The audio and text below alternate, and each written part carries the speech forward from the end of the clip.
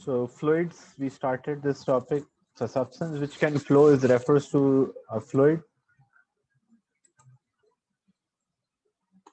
Deriving a formula for terminal velocity.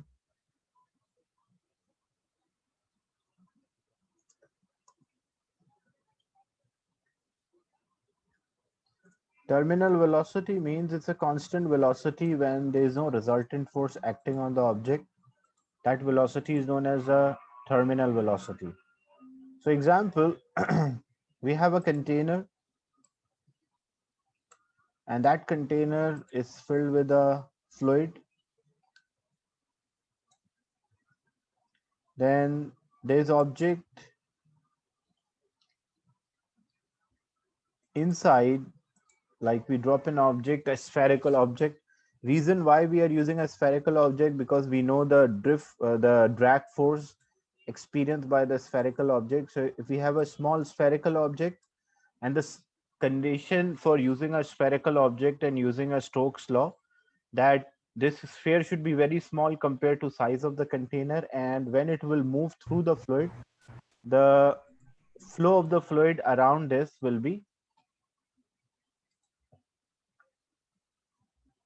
laminar, because if it's a turbulent flow, then this will not be. The formula is not valid for for turbulent flow. It is only valid for the laminar flow. So when, and the size of object should be very small. So as we drop this sphere, the terminal velocity means the constant velocity or constant speed when there is no resultant force should be there.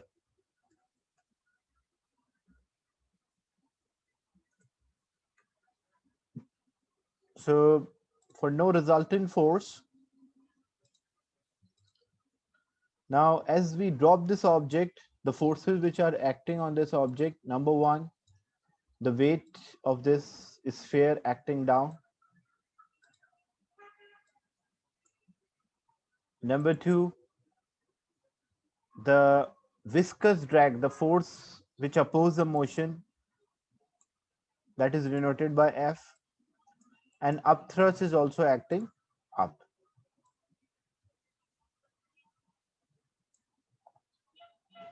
So if it is moving with the terminal velocity or the constant velocity, it means that there is no resultant force. If there is no resultant force, so what we can say? We can say that the viscous drag or the drag force plus the upthrust is equals to the weight of the sphere. And when we are using this formula for a viscous drag, the drag force, the condition is that the object should be very small as compared to size of the container, and it should be a spherical object which is moving through a fluid which is having a laminar flow. So when we apply a formula for a drag force, so according to Stokes law, the drag force or a viscous drag is given by 6 pi eta r b. So in place of drag, we'll substitute 6 pi eta r v. Upthrust, what is the upthrust? Upthrust is always the weight of the liquid displaced. Like when you add the object to the container, some of the liquid will come out. How much liquid will come out? What is the weight of the liquid? That is equals to upthrust. So upthrust is equals to weight of the liquid displaced. And as we know, weight of the liquid displaced, that's why I'm writing subscript D. D stands for the displaced liquid. Weight is equals to mass multiplied by gravity. And mass is equals to density into volume into gravity. So density, volume, gravity. Then so the mass of the liquid displaced is equals to density of the liquid multiplied by volume of a liquid displaced. And volume of the liquid displaced is always same as volume of the object. Like example, if object is 3 meter cube, it will displace the same amount of the fluid. So volume of the liquid displaced is always equals to volume of object. So I can simply say that upthrust is equals to density of the liquid, volume of object, and gravity. So here I can substitute the upthrust is equals to density of liquid or fluid, writing subscript L, volume of object, so VO. V is the volume and subscript O is for object, G is the gravity. And weight of an object, so weight is equal, this is the weight of object. We'll simplify this equation. This derivation you have to understand, as well as in exam they may ask derive an expression for the terminal velocity, so you should be able to derive as well. So 6 pi eta r and v, density of the liquid, volume of object, and gravity. What is the volume of weight of object? Weight of object is equals to the weight of object is equals to mass of object into gravity. And what is the mass of object in terms of density? That is density of object and volume of object and gravity. So we can say that density of object, volume of object, and gravity. Is it clear till now? Till this point? Any doubt till now? So we are driving an expression for the terminal velocity or the constant velocity.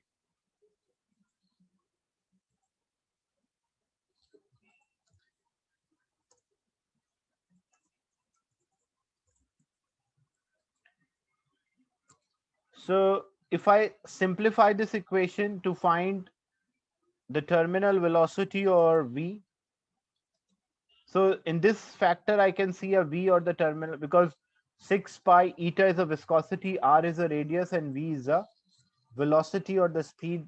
If it is constant speed, we call that as terminal.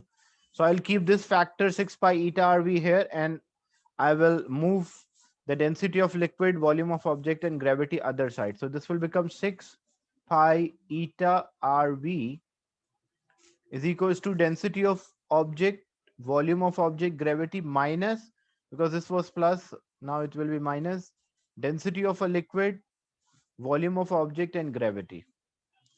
If I take volume of object and gravity constant, so that will be equal to density of object minus density of liquid, volume of object and gravity as constant, that is equals to 6 pi eta RV. Now, if I further simplify, what is the volume of object? As we know, it is a spherical object. So what is the formula to find the volume of object? Volume of object is equals to 4 by 3 pi r cube. So in place of volume of object, I can write 4 by 3 pi r cube.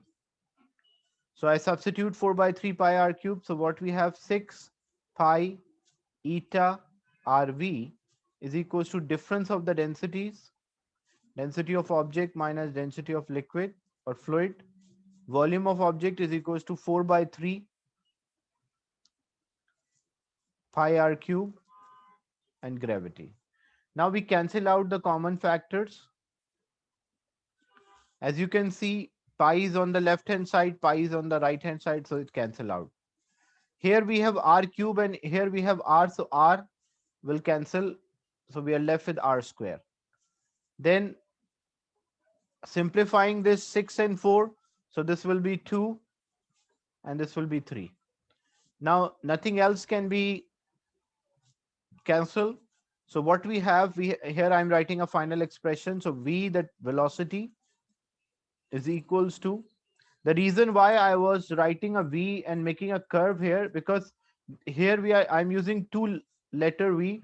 One is for the velocity, another one is for volume. So distinguish, that's why I was using a different symbols. So when I simplify this equation, the final, because 3 is left here and viscosity is left, so it is multiplied, other side it will divide. So when we write the final expression, so the final expression for the velocity or terminal velocity, difference of the densities,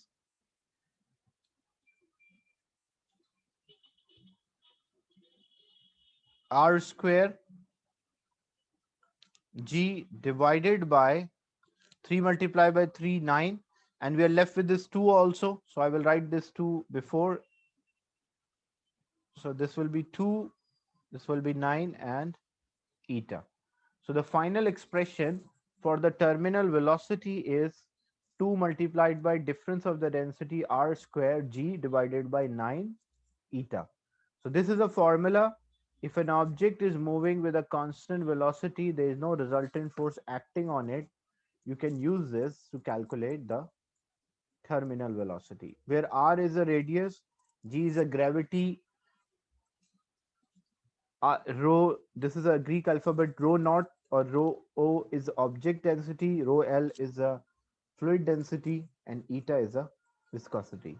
And from this formula, what we can say, you can see when two things are in numerator, it shows a direct proportion relation. So what it shows that the terminal velocity is directly proportional to difference of the density. Greater the difference of the density of the fluid and object, greater terminal velocity. It is directly proportional to size of the sphere. Bigger sphere will have higher terminal velocity than smaller sphere, keeping one thing in mind, that sphere size cannot be too big, because that's a limitation we cannot apply. This formula is only valid when the sphere is small as compared to container. And what it shows that the speed is inversely proportional to the viscosity. If higher or a viscous medium is there, then the speed or the terminal velocity will be smaller. Is it clear? This derivation of the terminal velocity.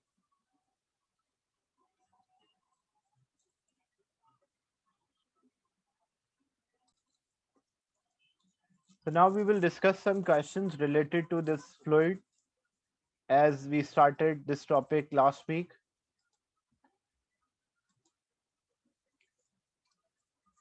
Some questions I will discuss from the assignment, and later I will share this assignment with you. Okay, in this question, a ball bearing is dropped through a liquid and its terminal velocity is measured. So you drop a ball bearing, you drop a sphere into a fluid,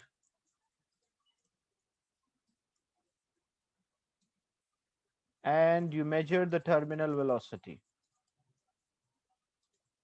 The question is, the experiment is repeated at different temperature. Which row could correctly describe this second experiment? Like example, what will happen to temperature, viscosity, and terminal velocity? Which row is correctly described the second experiment? Like temperature increase, so what happened to viscosity, what happened to terminal velocity? What is the correct answer?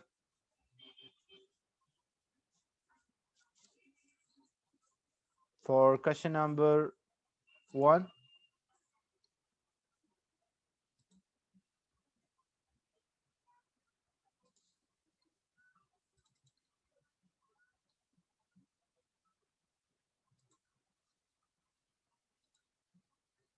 yes, B is the right answer, because what happened for fluid, for especially for liquid increase in temperature, reduce the viscosity, or decrease in temperature, increase the viscosity.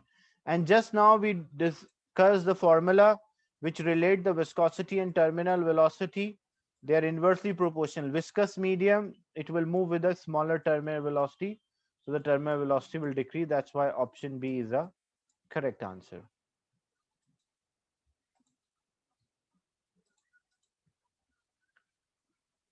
So in this question, when a ball moves through the air, the airflow is laminar around the front of the ball and turbulent behind it. State what is meant by a laminar flow and what is meant by a turbulent flow. So laminar, it's of 2 marks, so you have to learn the standard definition for this. But how you explain, if you want to explain the laminar or the turbulent flow? So meaning of a laminar flow means there is no abrupt change in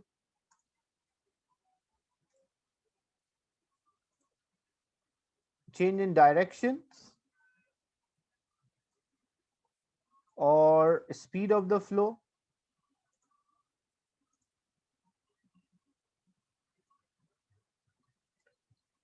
or we can say the streamlines does not mix with each other. Streamlines, the lines which are representing the motion of the particles in a fluid.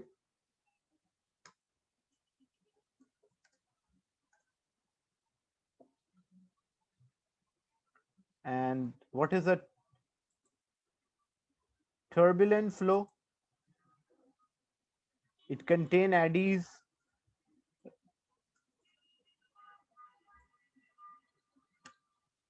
or abrupt change,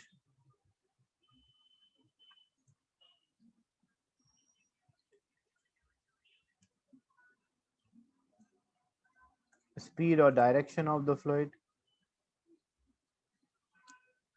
or there is a mixing of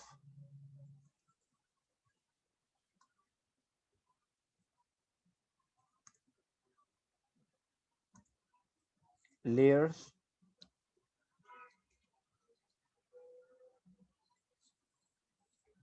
Then in the next question, the diagram shows a ball for which the airflow becomes turbulent beyond point A and B. At the diagram to show the airflow around the ball is moving left. So if the ball is moving towards left, if the object is moving left, what is the direction of the fluid flow? So the direction of the fluid flow is towards right hand side.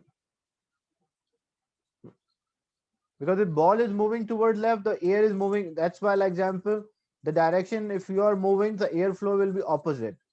So we have to make till A and B, it should be a laminar.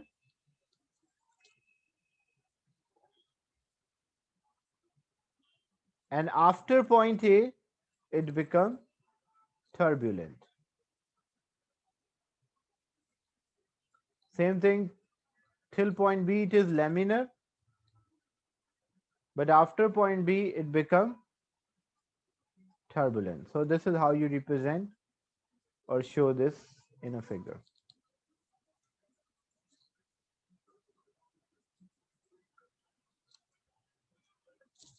It is suggested that the dimples on a golf ball decreases the area over which there is a turbulent flow.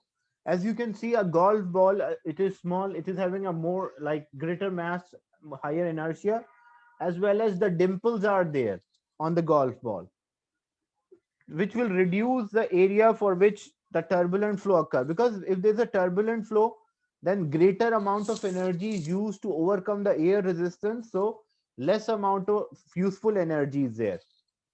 Explain how decreasing the area over which the turbulent flow would increase the range of the golf ball. Basically, if we have a less turbulent flow over the surface, how it increases the range, or how the golf ball will travel a greater distance. So basically what happens when area of the turbulent flow is smaller,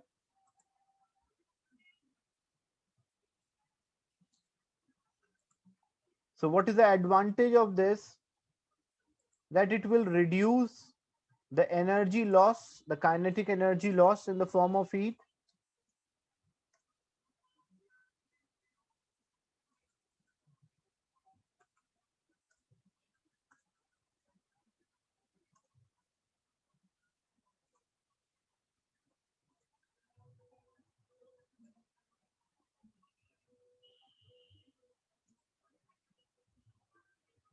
which will reduce the resistive force, and less kinetic energy is dissipated or wasted in the form of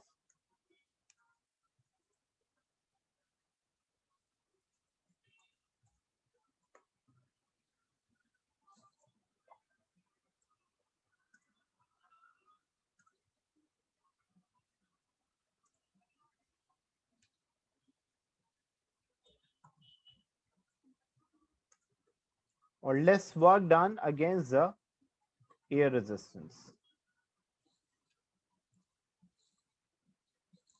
Is it clear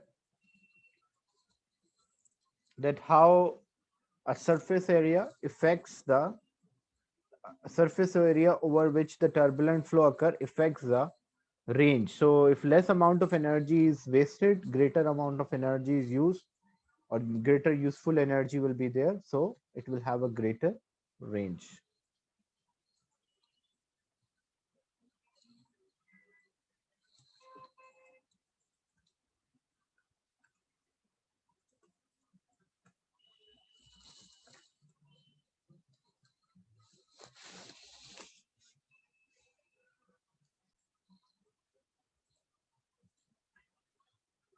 Then in the next question, the diagram shows the submarine and one of the force acting on it. So direction of the motion of submarine is towards the right, and the thrust of the engine is causing it to move. A submarine is moving at a constant depth with a constant speed. So add the label arrows to show three forces on the submarine. So what are the three forces? Number one, the weight, and because it is moving with a constant speed and it has a constant depth, so there is no resultant force on x-axis, no resultant force on y-axis. So when you draw the arrows, the length of the arrows which are representing these forces should be same. So the weight acting downward, the upthrust acting upward, and the viscous drag is towards left hand side, or the drag force. Because it's moving towards right, so the viscous drag always opposes the motion. If object is moving downward, viscous drag will be upward.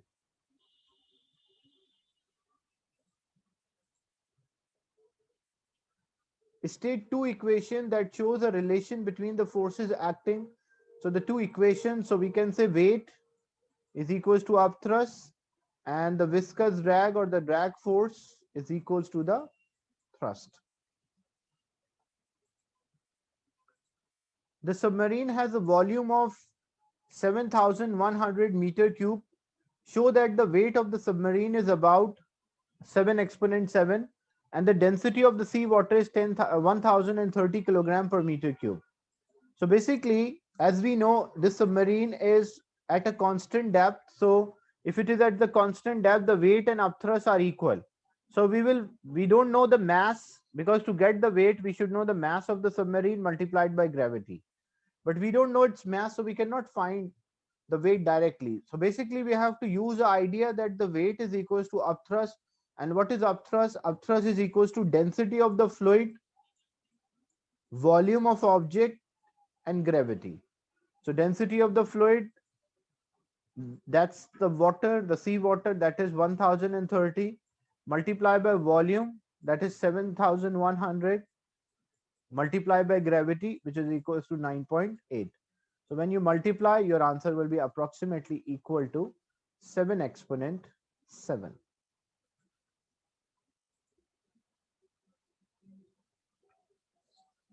At A, the type of a fluid flow changes. You can see, like example, a dense smoke is there rising, and it at point A it changes.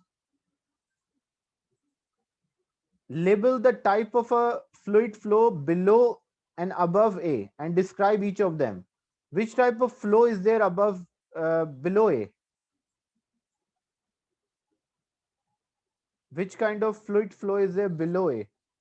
And which kind of fluid flow above A? So below A is a laminar and above A is a turbulent.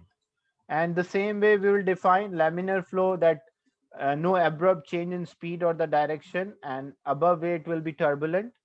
Then there will be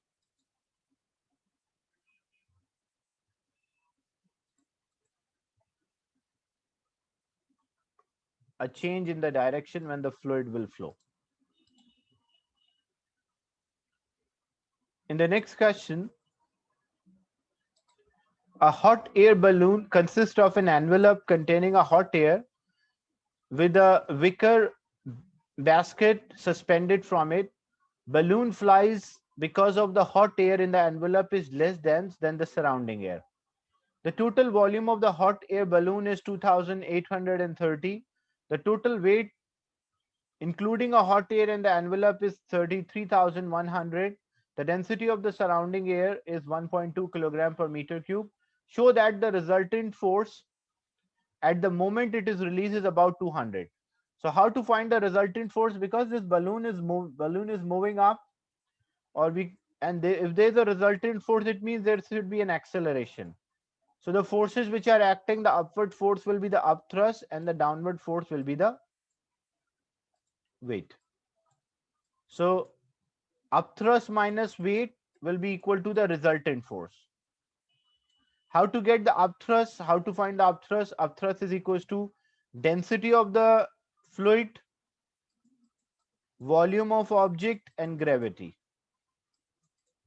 And weight is equals to mass multiplied by gravity. But that's given already in this 33,100. So we'll find the up thrust. How to find the up thrust? So the up thrust is equals to the density of the fluid. That's because fluid is a surrounding air 1.20 or 1.2 multiplied by volume 2830 multiplied by gravity, which is 9.8. So when you multiply these factors, you will get the up thrust.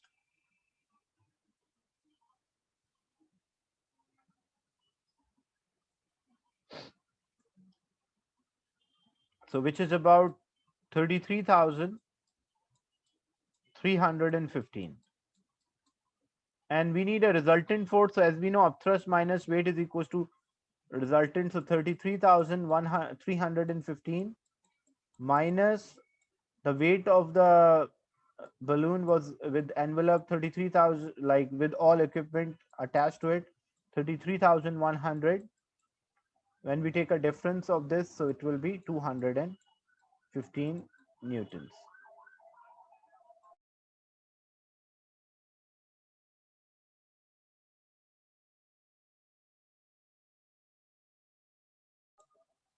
Calculate the initial upward acceleration. How to calculate an acceleration? We have the formula F is equals to ma. What is F here? F is a resultant force, which is 215. But what about the mass? So how to get the mass? We can find the mass, that is weight divided by gravity. That will give us the mass. So weight was 33,100 divided by the gravity 9.8. So 33,100 divided by 9.8, what we will get?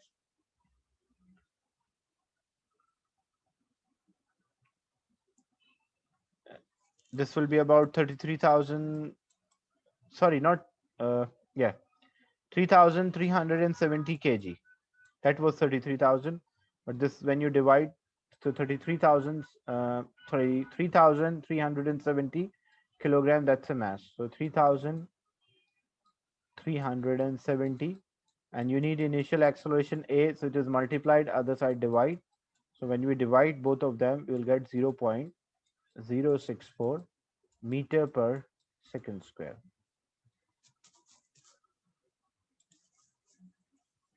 The next part, the balloon is rising through air of viscosity 1.8 exponent -5 kilogram meters -1 second -1. That is a base unit of the viscosity.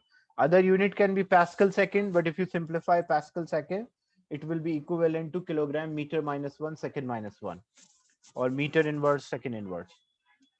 At a speed of 2 meter per second, the effect of the viscous drag on the balloon is negligible. Like, it is not causing, we can neglect that, provided that the airflow around the balloon is a laminar. Justify the statement in bold.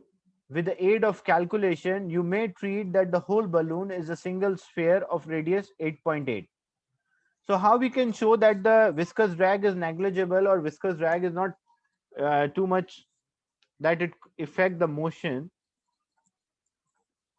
So what we can do, we can calculate the value of the viscous drag. How we can calculate the value of the viscous drag?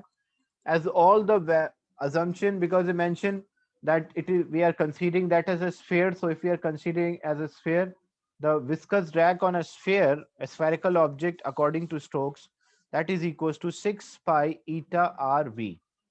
So 6 multiplied by 3.14 multiplied by viscosity, 1.8 into 10 to the power minus 5 multiplied by r, the radius, which is 8.8, multiplied by speed, that is equals to 2. So when you multiply these factors, 6 into 3.14 into 1.8 into 1.8 exponent minus 5 into 8.8 and then 2. So the viscous drag will be very small. It will be approximately equal to 6 exponent minus 3. So 6 exponent minus 3 means like 0.006 Newton. That's a very small force. It does not cause too much effect or contribute too much to the motion.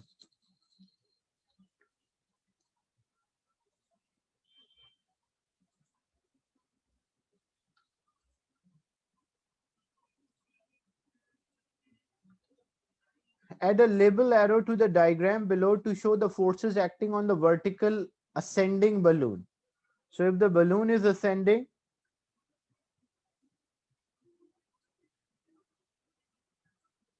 and we have to show these forces.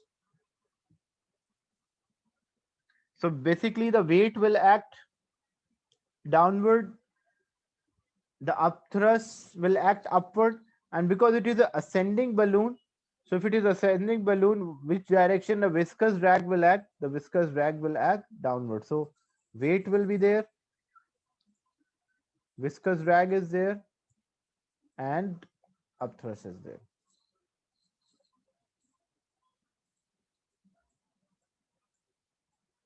Because viscous drag is a force which opposes the motion. So if motion is upward, the viscous drag will be downward or the drag force will be downward.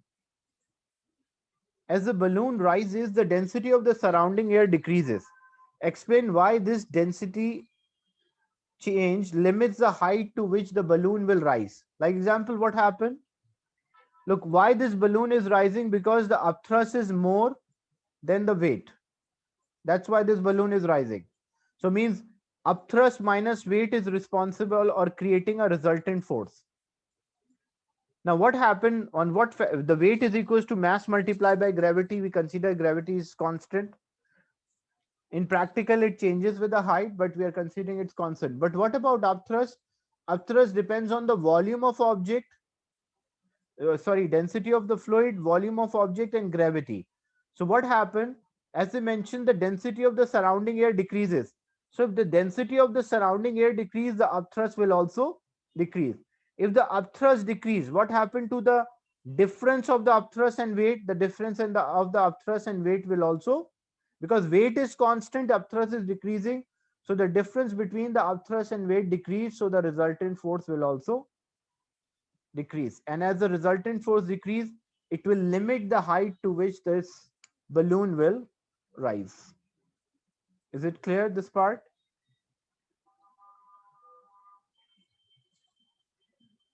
So resultant force basically decreases, or the resultant force decrease. As the resultant force decrease, the acceleration decrease, or the result, if maybe if upthrust balances with the weight, there's no resultant force, the balloon cannot rise further. Is it clear?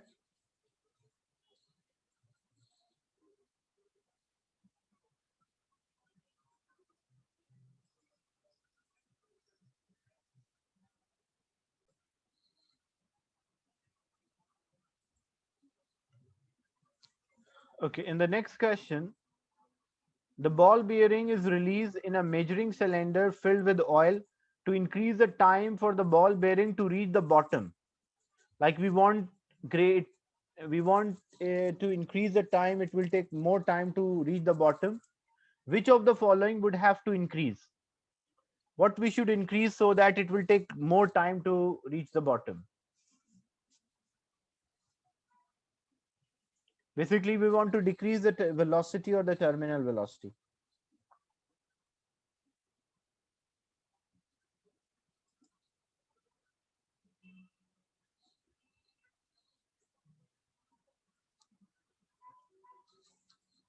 What's the answer for this?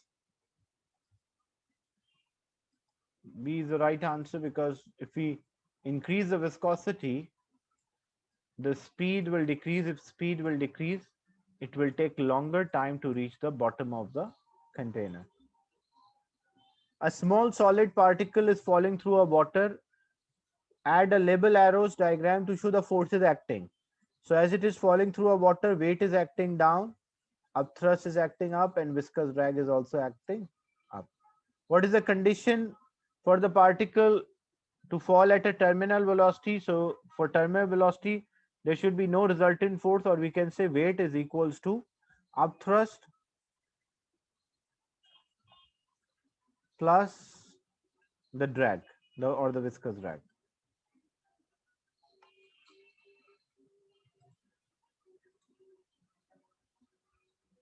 Following flowing water can be used to move solid particle from one place to another. The diagram below shows the water moving horizontally with a laminar flow. Add to the diagram to show the path of the particle falling through this water flow. So because the water is moving towards right and the particle is moving downward, so it will be this trajectory like this. Why? Because the water also forcing this particle to move rightward and it is coming down because of its weight. So it will have two component of the motion, horizontal and vertical. So it will be like a projectile. Complete the diagram below to show a water moving with a turbulent flow. So how to represent a turbulent flow?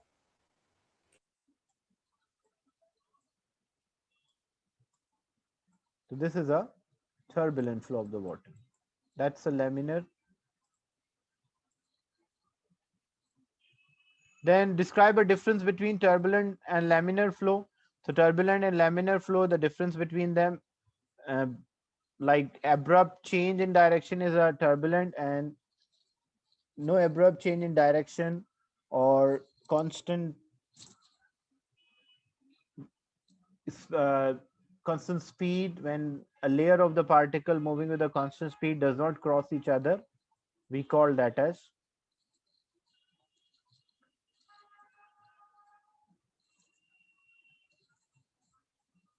turbulent. So laminar does not have any eddies or line do not cross, but turbulent, there's an abrupt change in direction.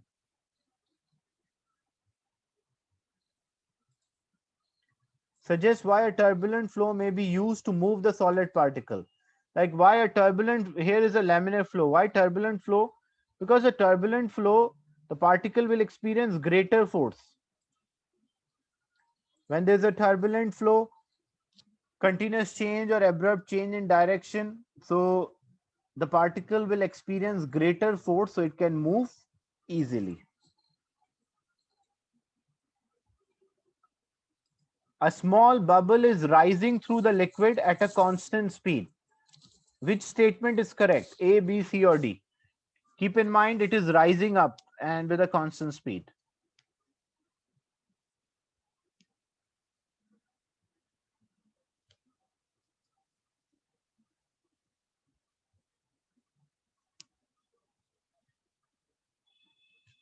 Which one is representing the right equation as well as the figure?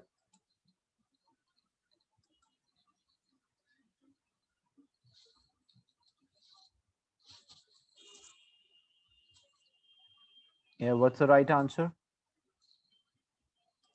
This is rising up.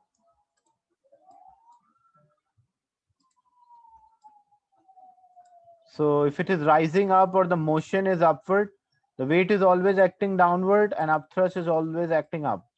And what is the direction of viscous drag? So viscous drag try to oppose its motion. So viscous drag will be downward. So the correct answer here, weight and upthrust are acting down. Sorry, weight and viscous drag are acting down and upthrust is acting up. Is it clear?